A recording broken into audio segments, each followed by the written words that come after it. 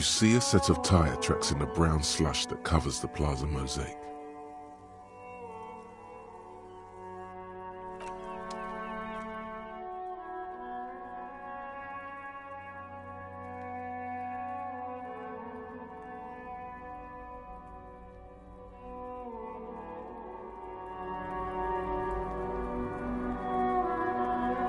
You see a set of tire tracks in the brown slush that covers the plaza mosaic. Cop habit. You look at everything. This isn't case-related, you think. Hard to say.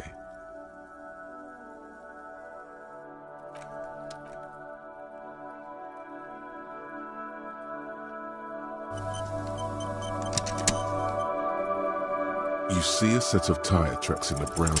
The tire tracks were left here by an unknown event that took place some days ago. It's a message, written in the language of burnt rubber. Some of that rubber stuck to the tiles right in front of the whirling in rags. This is point A. The driver started there and then accelerated straight into the fence, left a hole big enough for the Franco-Nigerian cavalry, according to the cafeteria manager. Why that pang of guilt again? The hole in this fence doesn't look that huge. He was exaggerating. People blame cops for everything that goes wrong in the world. This has nothing to do with you. The driver proceeded to back out of the yard, barely stopping before hitting the adjacent building. Before heading south, must have been in a hurry. You are correct. This is a rather motor carriage-friendly city. Somehow that makes you feel scared. You don't know why. I'm not sure. There are plenty of traffic accidents waiting to happen in Martinez. With the jam right here on the roundabout, I would keep them separate. You could follow the track south. There seems to be a canal there. See where they went, if you find the time.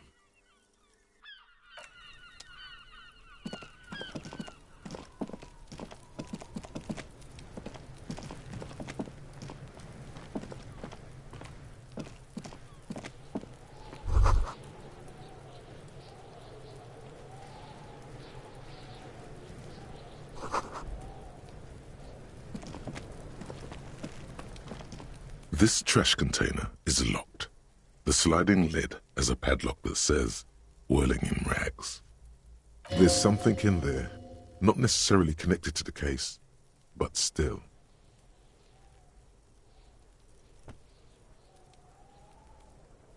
The body is downwind from here. Maybe you prefer the smell of garbage to the smell of death. Trash, food waste from the cafeteria. They lock these containers to keep the derelicts from flocking in. Could be evidence too. What do you mean, feel?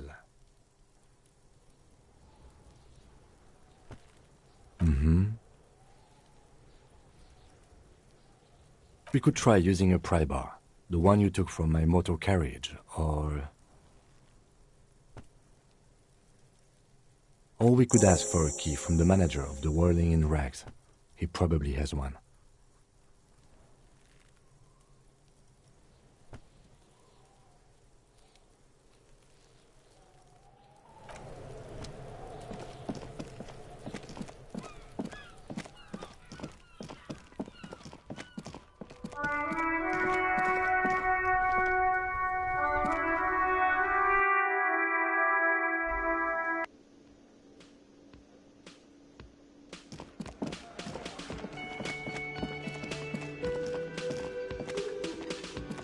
Can I help you?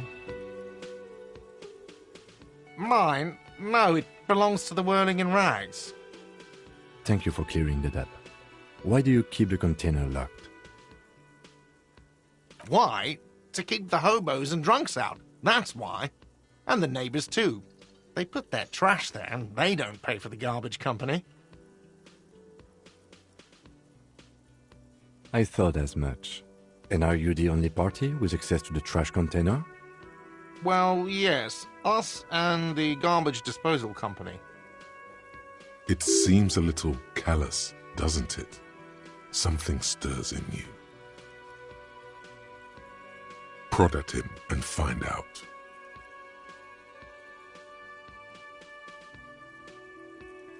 Callous?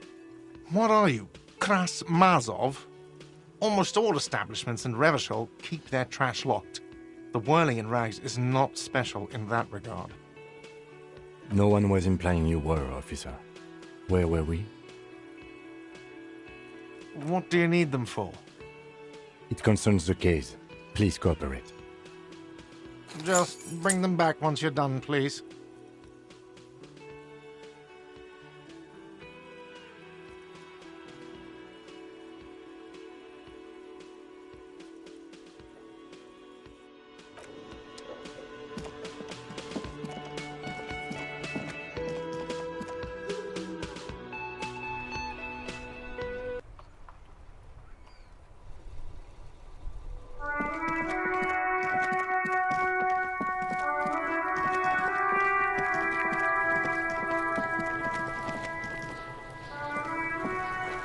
This trash container is locked. The sliding lid, with a well-oiled crack, the lock pops open. It should now be possible to simply raise the lid. Don't. Maybe you shouldn't. There is, but you won't like it. Sweat forms on your brow. Your hand is still on the lid. The smell of rotten food rises to greet you. You see soggy cartons, dirty rags, and organic waste.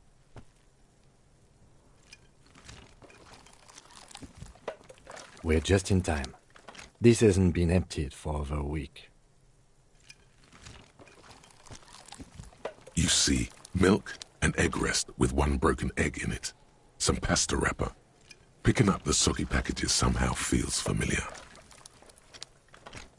A box falls into pieces in your hands. Batiste Soleil cereal. There are plastic pasta packages below, and turbo noodles. Nothing of note, however. Among the threadbare kitchen towels, something catches your eye. A pair of denim trousers. As the legs of the slime-covered jeans begin to unspool from the garbage, a rank corpse smell fills the air. The victim's clothes? Cadaverine odor is faint. If these belong to the deceased, they were removed when he was still in the early stages of decay. Drop them in here, officer. Guitar-marked blue jeans. Pockets empty or emptied. He wore them with a belt, too. A white belt. The loops appear stretched, but the belt is missing. That's it. Do you see anything else in there? I have another bag here. Something slimy catches your eye. A drab, long-sleeved shirt, olive-colored, appears from the food waste, dripping with pus. This is a military-type overgarment. No label or serial number. This is the kind of rib-knit shirt that's worn over light armor to conceal it in an urban scenario. Anything more? The rest of the rags are just kitchen variety waste. A yellow old mug that catches your eye. But other than that... All right. We should go to Gart again and ask if he knows who put the clothes in the trash. It could be as simple as someone from the hostel cleaning the yard. Or that one. I'd advise against confronting that force.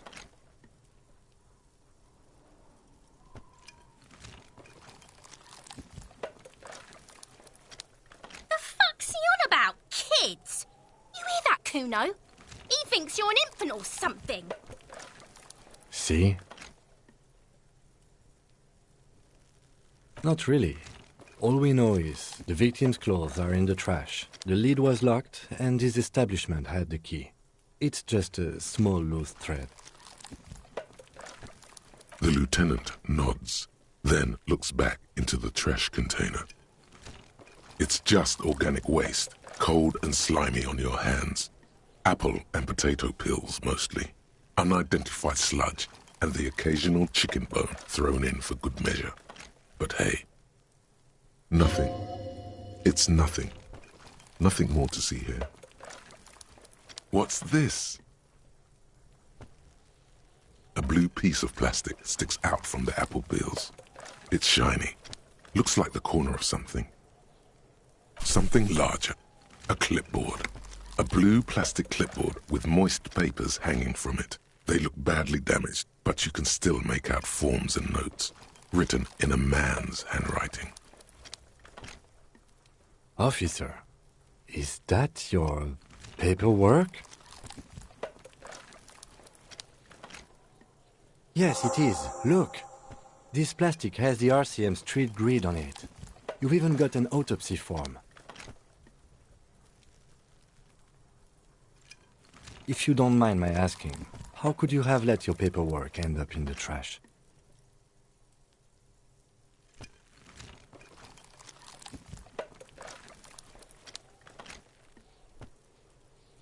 Officer, this is an official piece of paperwork. It probably contains notes on numerous ongoing investigations, and could even list undercover operatives, informants. I suggest integrating it into your style, for all our sakes.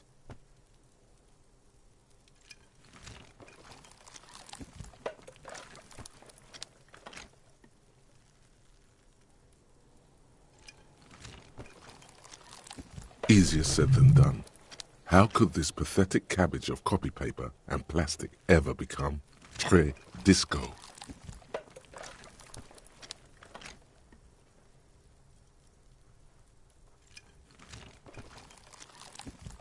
It would also not hurt to start taking notes on the case. Now, tell me what your eagle eyes see. Or are we finished? Some items, such as the ledger you found, are interactable. Go to your inventory and select the Interact tab to read your paperwork. You pick out a broken mug with an oddly racist depiction of the yellow man frolicking in saffron. Only in its social sensibility. The container sounds a muffled gong.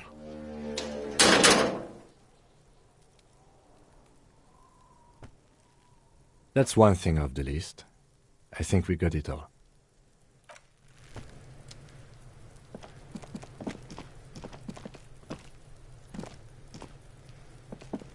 Yes?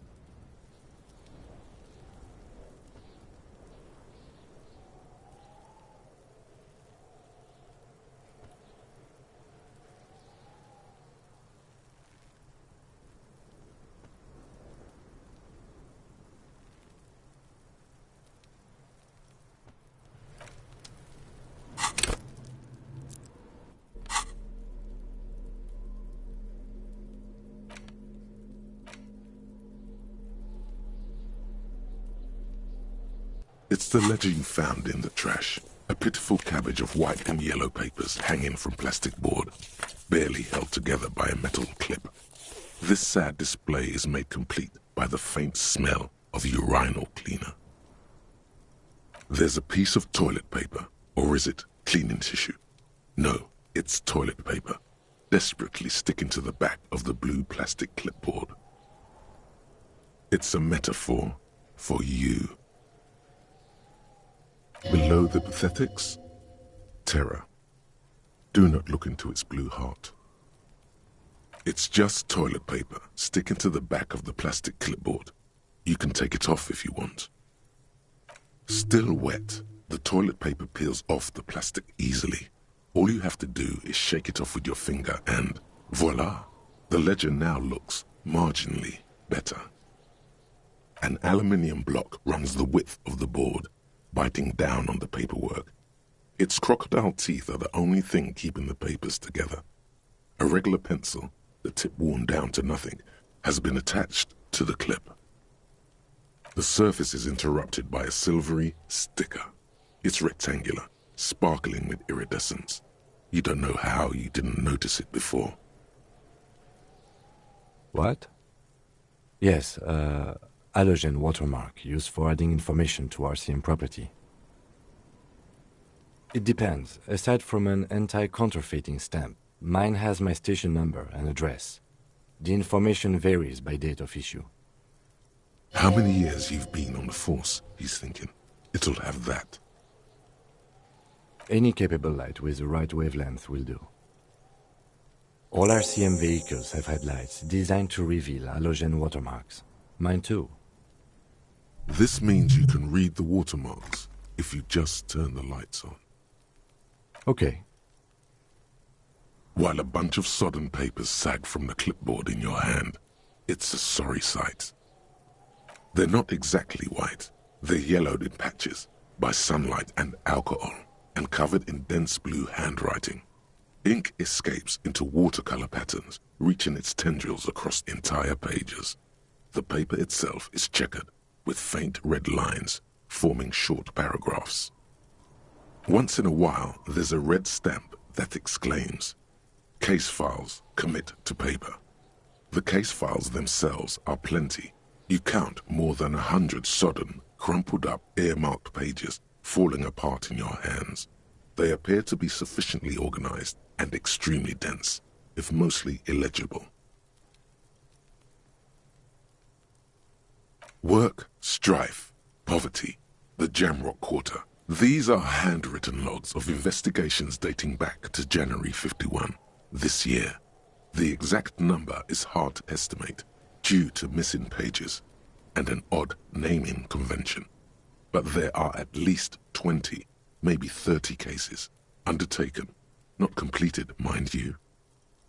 It's the middle of March. You have attempted 2 cases a week on average.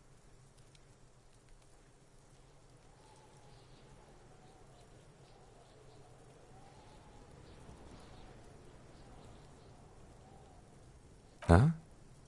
2 complex cases to undertake is a lot, yes. You really have to push yourself. I would not suggest it, lest you start making mistakes.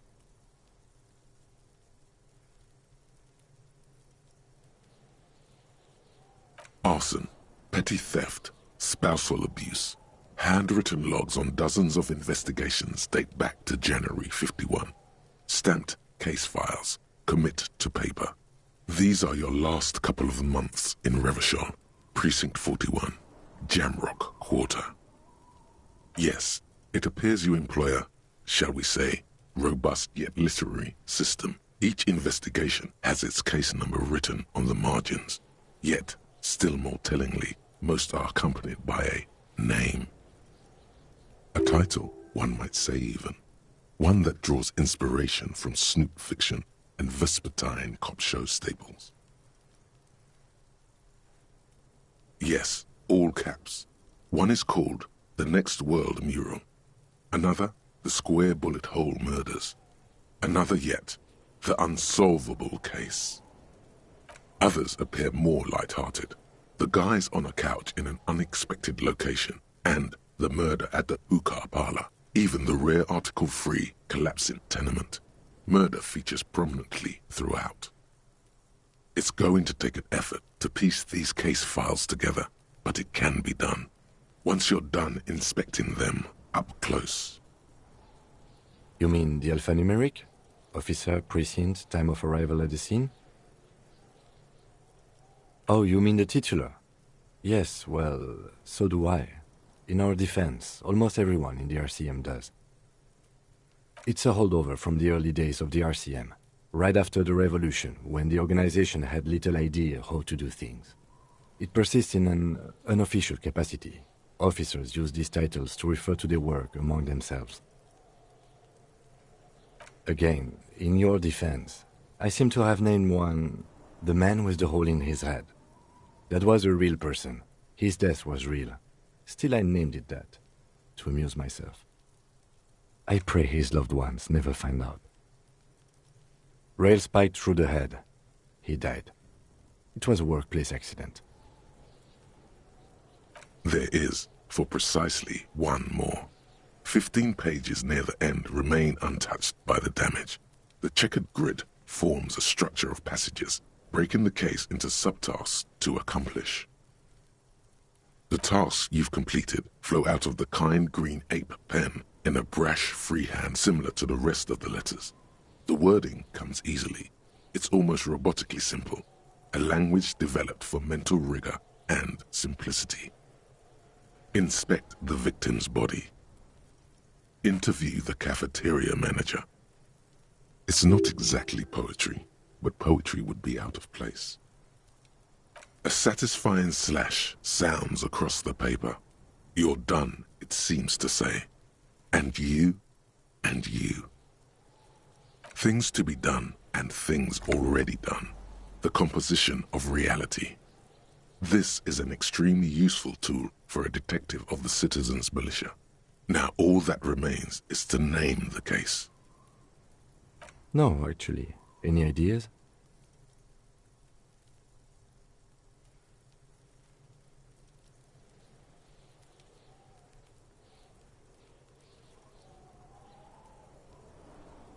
Great. That's great. That's actually what I was thinking too. The Hanged Man. Good, strong name. We have a very good name for the case now. I'm going to start calling it the Hanged Man. It's good we sorted this out. You don't exactly close them, so much as distance yourself from the smelly papers. They're a little further from your nose now.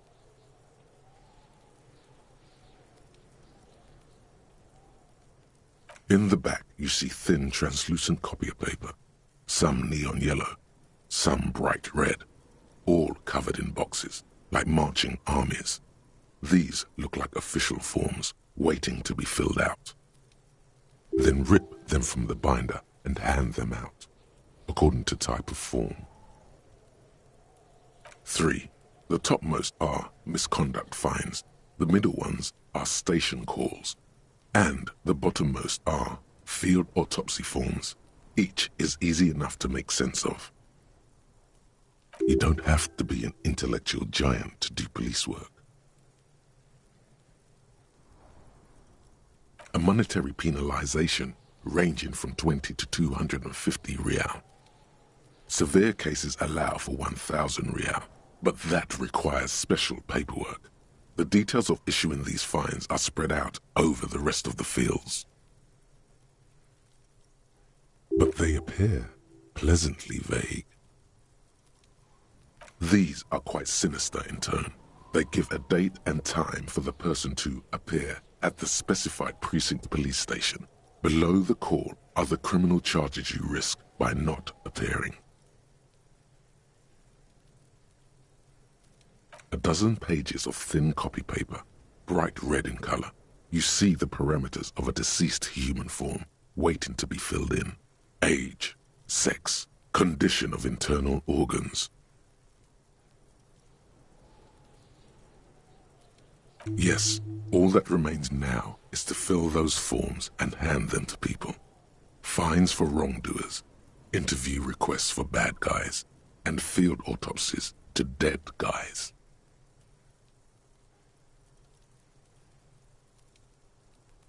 The rest of the stinking cellulose is much worse for wear. Being sandwiched between the board and the rest of the paperwork must have spared the fragile copier paper. It's made of dark blue plastic, hard enough to beat someone to submission with. The edges are rounded, however.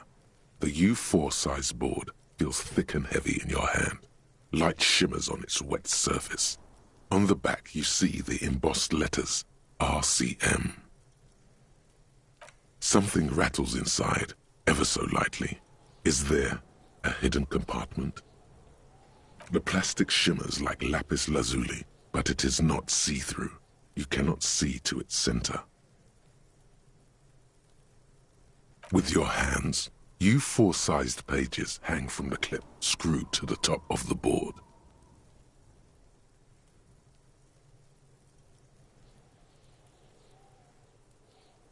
The acidic stench of rotting food is rubbed off on the cellulose. It now forms the base of the experience.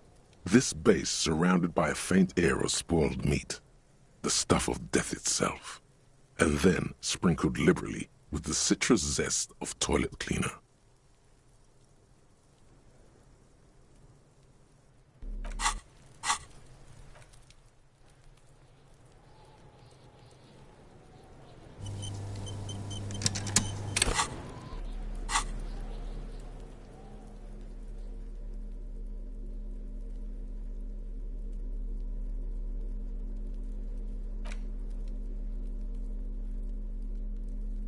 It's the ledger you found in the trash. A cabbage of... Yes, you can piece them together using the alphanumeric code on the margin. It always begins with HDB41. Then, date of initialization and time of arrival on the scene, followed by the title. For example, HDB 41120111700, the Next World Mural. Why, yes, your precinct number is 41. Every last alphanumeric in the files begins with it. And these are your case files. It's safe to say HDB are your initials.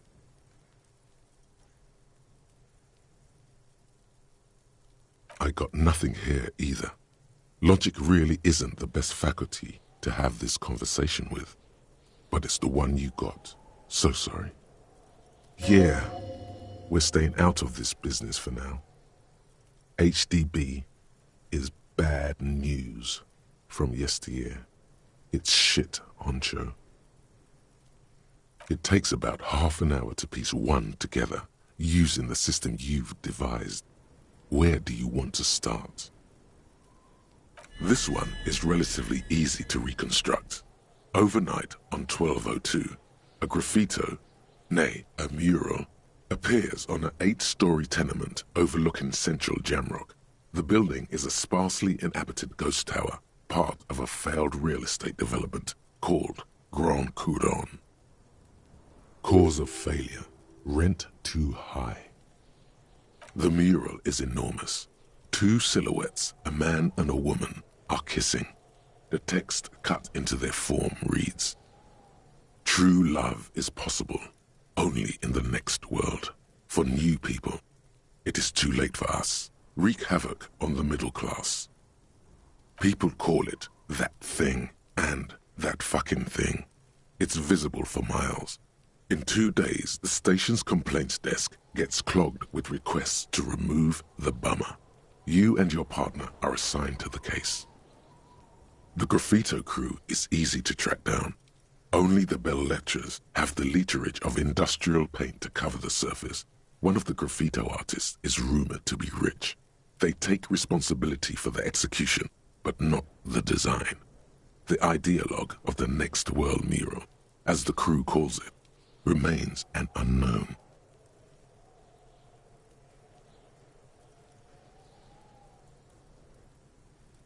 The crew agrees to clean up after themselves. However, your partner, JV, is against the removal, citing public support for conservation. This leads to a debate in Precinct 41, which then spreads to the streets of Jamrock, ending in a rare plebiscite organized by you and the rest of Row 3.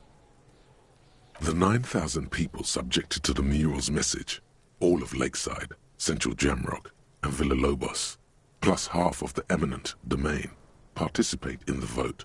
Although the case begins with what appears to be a lot of rambling on the streets as to how juvenile and stupid the mural is, given a choice between 2 options.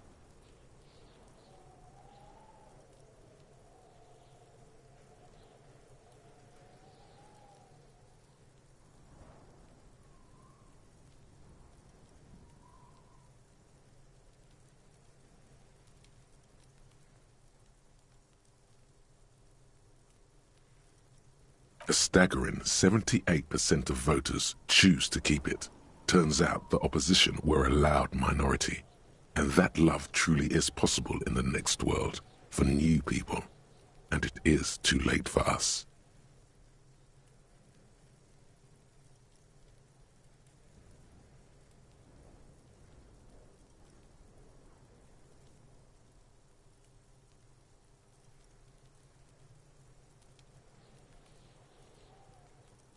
Did anyone ask you what you believe in, man with the smelly toilet ledger? What do you want to tackle next? Or are we done? AKA Leslie and Burke, AKA the public indecency drunk and the property damage drunk, is a cursed case. It has been passed from unsuspecting officer to unsuspecting officer for 10 years. On January 29, the unsolvable case made its way to you. Why you accepted it, it is unclear. Every officer, and indeed most civilians in general, know it's unsolvable. Leslie will always take his pants off when he's drunk. Burke will always trash everything. It's just what they do. It is their nature. You cannot change the nature of a man, and you can't lock them away because public indecency and small-scale property damage are not punishable by incarceration. The only way for Leslie to stop flashing his genitals to bypassers and for Burke to stop dismantling signage and rear-view mirrors would be for them to stop drinking alcohol, which, in their 40s or 50s, it's hard to tell because of their distorted features, is a medical improbability on par with you ceasing to produce the expression.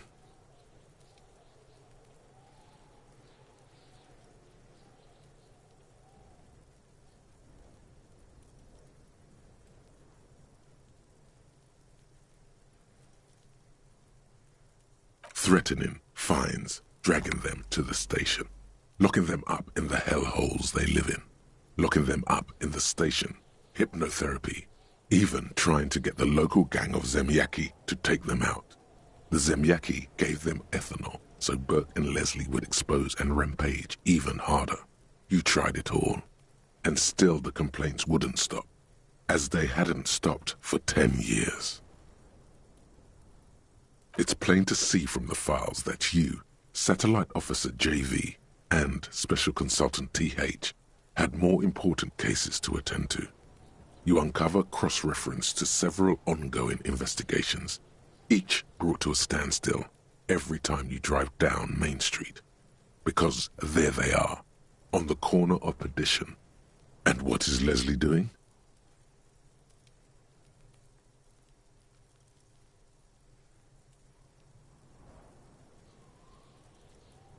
Good, you're learning. If the files are to be trusted, that's all there is to it. That and Burke breaking things, and the fact that they're both drunk. But then again, so are you. The case becomes considerably less comic one day when Burke takes a swing at your ledger.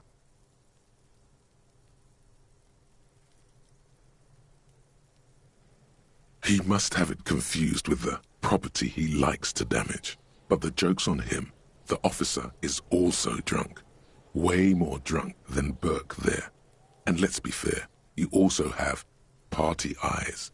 You slam the hardened plastic board in his face, then proceed to beat him unconscious with it. In the process, the ledger sustains damage.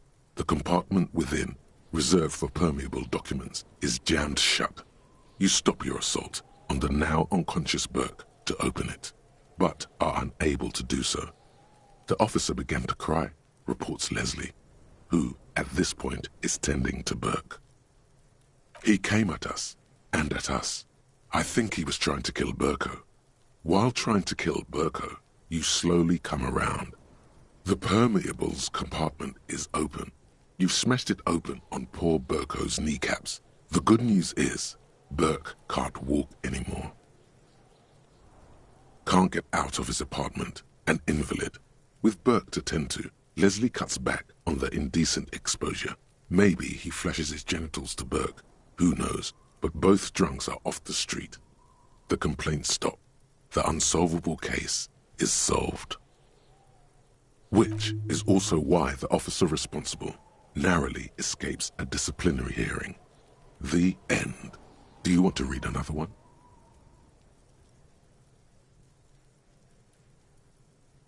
It would be very interesting to read about these, wouldn't it? I mean, there seems to be a square-shaped entry wound in the victim's forehead. She's been sitting there for weeks, on her rocking chair, with a square hole in her skull, staring at the wall, her mouth agape. That's all you got. From the half hour you spent piecing it together, all you know is the entry wound was square-shaped. You never found the bullet. And then another body showed up, also with a square hole in his forehead. Who knows? Those pages are missing. What next? Don't worry. One day you may still catch the man with the square gun. Some assholes brought their couch outside and hung out on it. In the middle of the street, on the roof, on the hillside by the motorway. You know, at an unexpected location. They were young, and they thought they looked cool on it.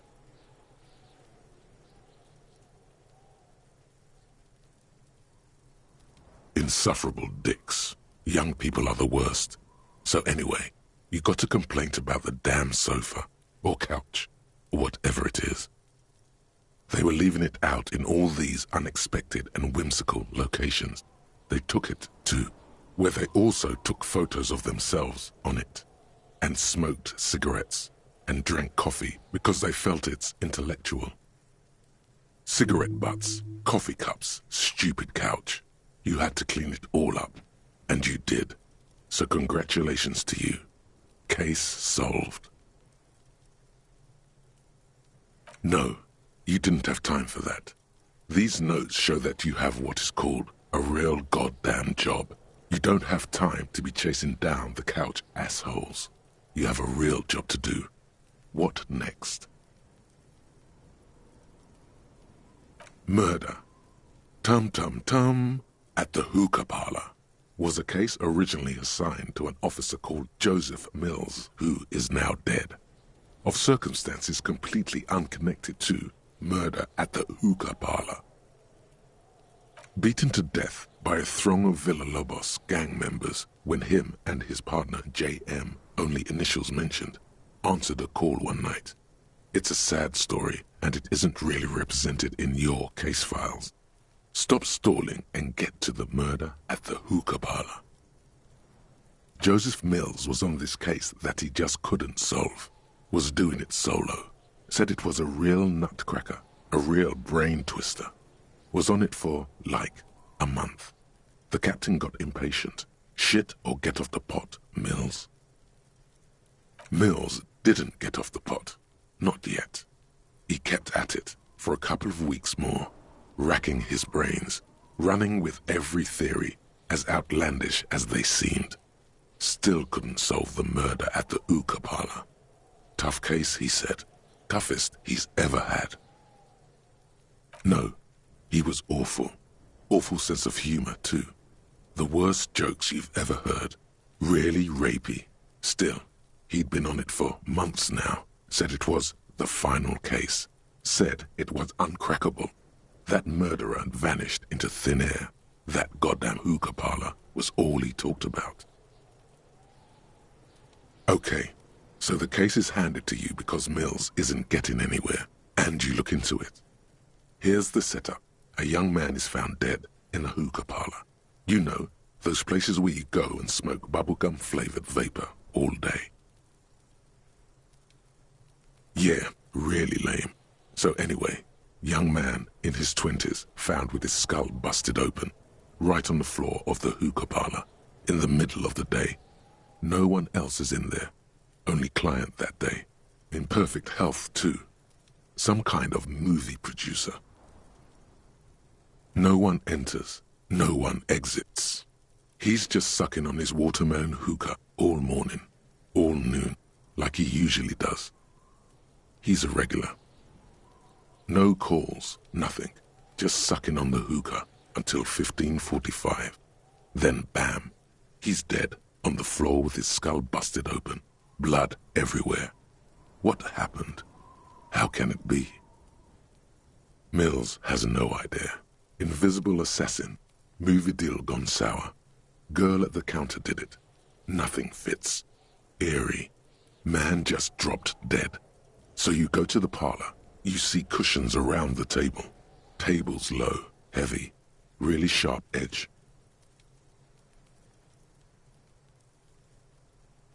See? You can't even read the thing without solving it. Yeah, it was that. Turns out hookah does do something. It turns off your brain's oxygen supply, and you don't notice it until you get up to go to the bathroom. Smoking hookah. Didn't you hear? I don't know. Trying to come up with a movie script, maybe. Anyway, that was Murder at the Hookah Parlor. Joseph Mills wasn't a good detective, and about 30 minutes has passed, piecing it together. Next. Not much has changed in the meanwhile. A bunch of sodden papers still sags from the clipboard.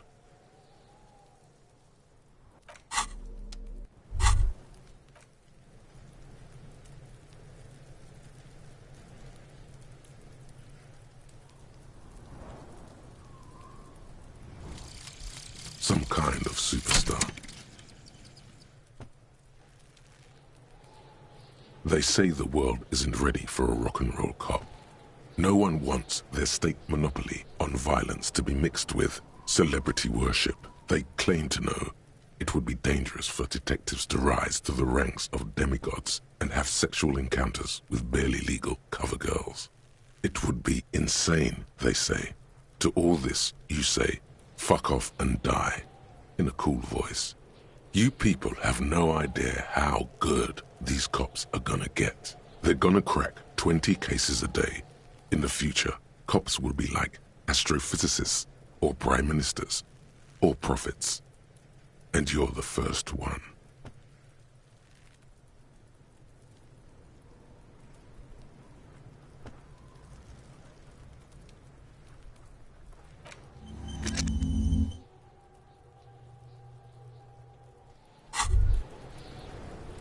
Wow, you work hard. Oh, yes, you hustle. You're a provider. It's tough out there, but you keep it real and provide. Look at yourself. You're a human pedometer. You must have walked 200,000 steps down cracked asphalt, mosaic, sand, and linoleum after you re-emerged. That is the sign of a hustler who never gives up. The world is harsh and people are evil.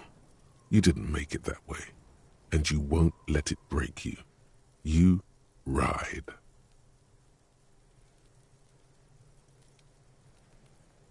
That's just what it's like, life and death.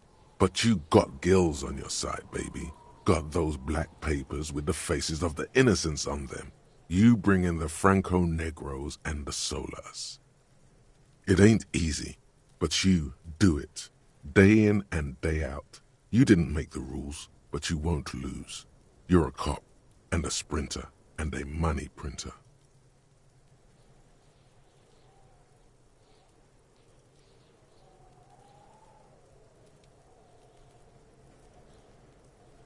Sure. And has it been easy? Is life easy? Have you not gone into cardiac arrest? Are you not about to have an anxiety attack or shoot yourself in the mouth? But you still hustle 24/7, ride or die. Now, ask yourself, are you rich? That's right. You work harder than anyone. You almost rode yourself to the grave, and you're still practically a hobo. Why is that?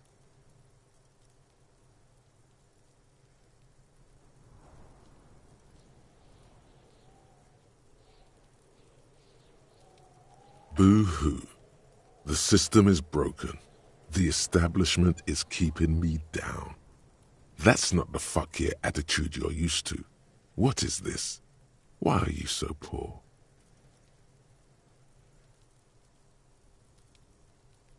The Gart man has set himself up one of those self-replicating money structures. You should learn from it. Don't play the victim. Think hustler. Think with your head. That's right. 100%. Fucking G-Man's got his jam-covered sticky fingers in your pocket, stealing from you every time you buy, sell, walk, talk, fart, so much as sneeze. Aren't taxes almost non-existent in the gossamer state that is Revachol? Every time you wipe your ass, they got their direct and their indirect modes of taxation. Sales tax, excise duty, extraction tax, alimony. One tax that doesn't even have a name. Plus there's the stuff people in other countries pay for. That makes them ask for more money from you. Here. Total tax duties add up to 98% of all your money.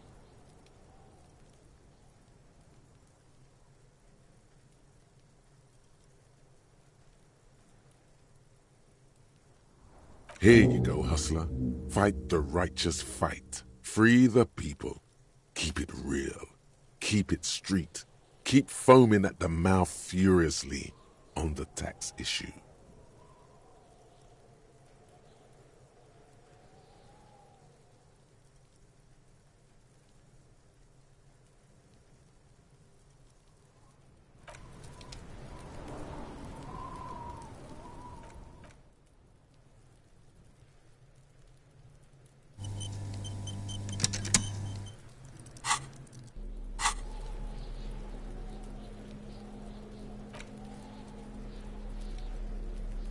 It's the ledger you found in the trash. A cabbage of papers hanging from the... is not what you...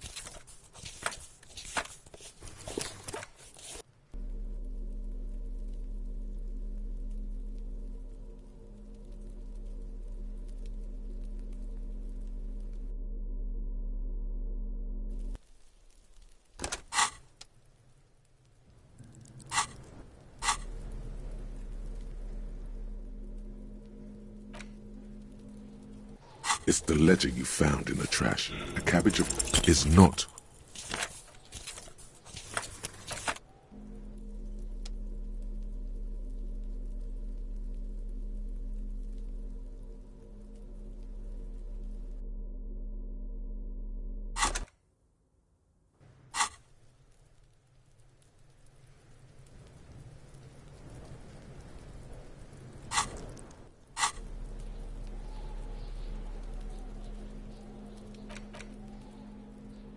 It's the ledger you found in the trash. A cabbage of... is not...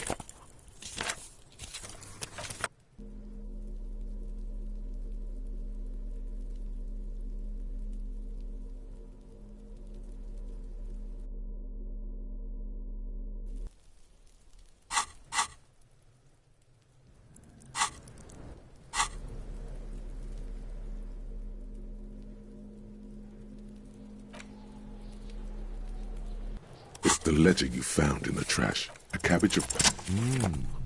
The two sides of the board appear slightly misaligned, like a drawer that's come off its slides. If you bend the plastic on your knee, slowly, the slides snap back into place. It should be possible to just, you know, without resistance or sound, the two panels move against each other. The compartment is now open. 2 ticket stubs and a handmade postcard. 2 octopuses are smiling, reaching their tentacles toward each other in the colored pencil drawings. The tickets permit access to the zoo in Revachol East. The aquarium costs extra. These let you go there too. Thin wax paper has been glued to a piece of cardboard. Sounds like leaves rustling when you pick it up. You see violet flowers, floral patterns, patches of glue. It smells of chewing gum, apricot flavored. A touch of cinnamon, the end of summer. You think the label says tutti frutti.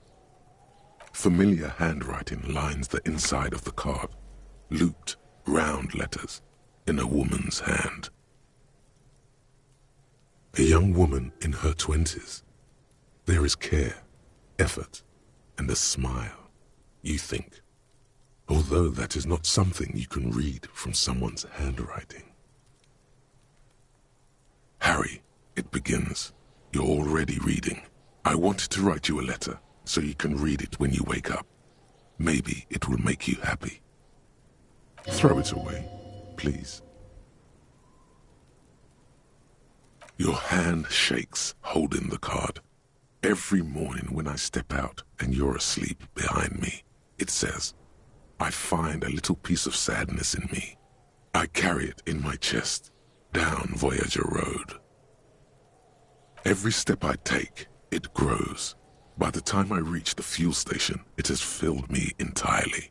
I step onto the light rail and look back. Sparks fall from the bow collector. I know it will be like this until late afternoon, when I get off the 42 and walk back to you. You.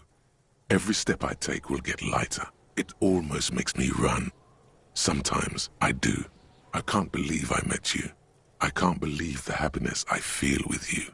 You have a vast, vast soul, and I will always, always, always come back to it. Kisses, kisses, kisses. You feel the air sucked out of your lungs and the blood sucked out of your head. Everything around you gets dark. Small white dots appear. You feel the ledger slip from your hand. No, hold on. To what? There's nothing. Detective, is everything all right?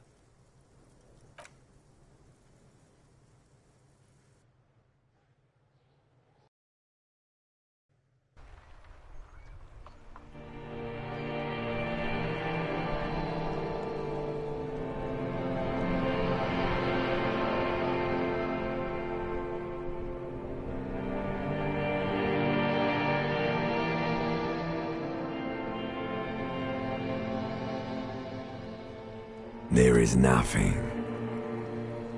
Again. Nothing sad, brother. No treachery, just blackout. Well, almost nothing. There is the ground below you, that's still there. And the small light that's on, fluttering, somewhere in the basal ganglia.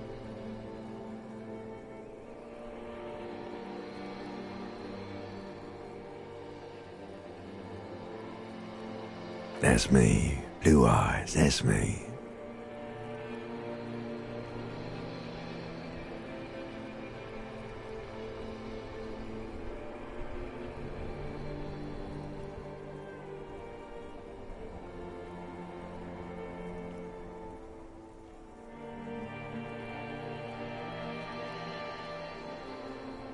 Who was what? He speaks of the sickening longing, the unwell emotion. Even in the darkness, he's grasping for it. Still trying to hold on to the great sorrows slipping in the water. Slimy. The call when you're dead, brother. Here in the paleo-mammalian cortex, we call it the shadow. Because it's always there.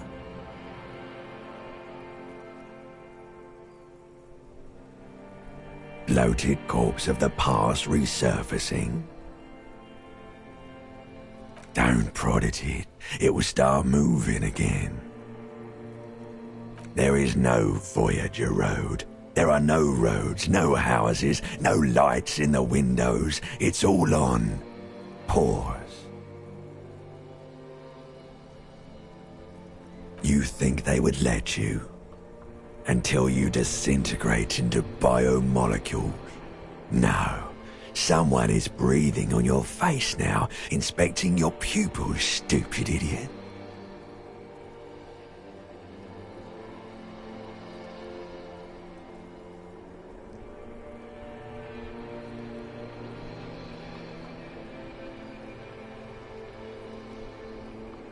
Yes, they're pouring something on you. It's in you. And It's delicious. Glowing lights on a dashboard emerge out of nothingness. In the upholstered cabin of Lieutenant Kitsuragi's motor carriage, seated in the driver's basket, the air is thick with leatherworks and heavy fuel oil. Cold water runs down your chin.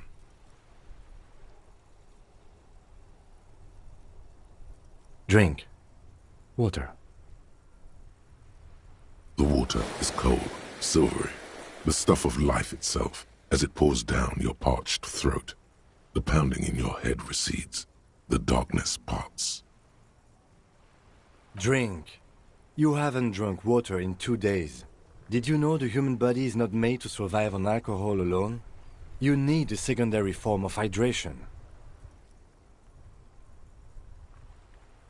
With greedy gulps, you down half a liter of cold water. Some of it spills on the driver's seat. The lieutenant pays no heed to it. What happened?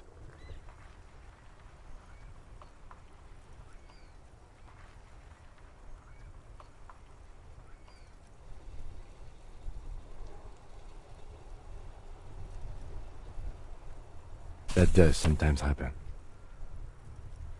He replies with such understanding, it's as if the burnt-out ruins of the past were an occupational hazard. Athlete's foot for cops. You dropped these. Are you okay to proceed? Good.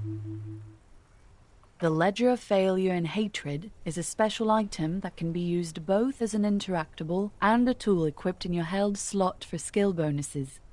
Find it under the Tools tab in your inventory.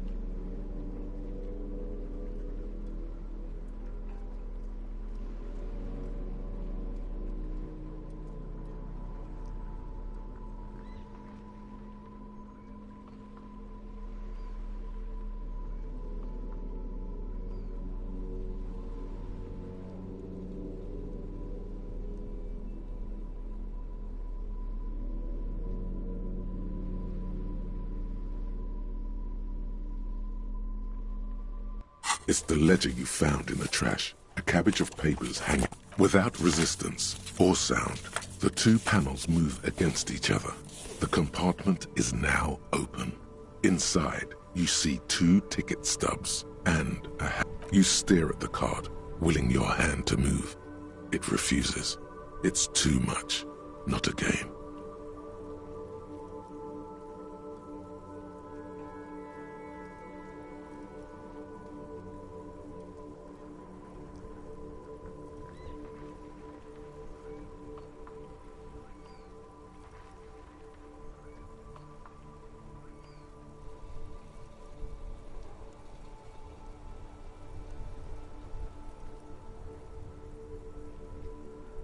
It's slightly, ever so slightly, difficult.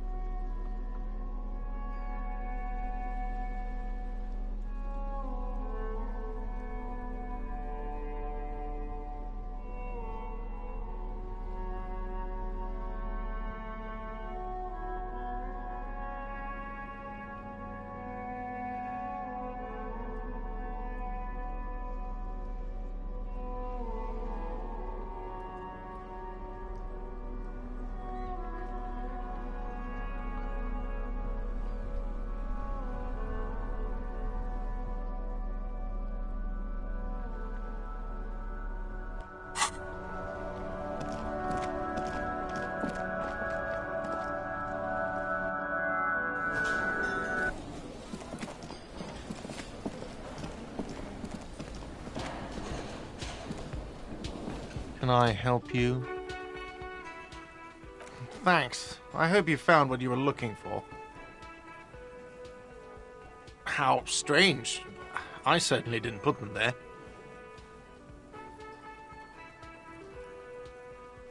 The trash collection service? CS Municipal.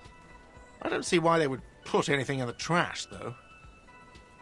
Ah, the elusive CS Municipal. I doubt we'll be able to track down who was sent here last and when. This will have to be one of those little threats that solves itself down the road. Thank you anyway. Sylvie had the keys before I got here, and I can vouch for her. I can vouch for all my stuff. None of us would tamper with the crime scene. Yes?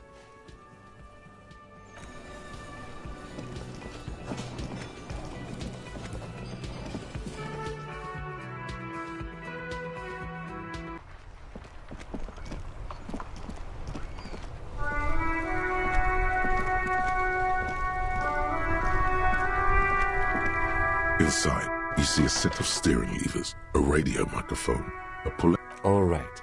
Ready? I turn, you press start. It's next to the preheater. He's downplaying his excitement. The lieutenant is more than happy to show off his precious carriage. The dashboard lights up with orange glow. The rounds per minute gauge jumps, and the engine of the caprice enabler comes to life with a whiny growl.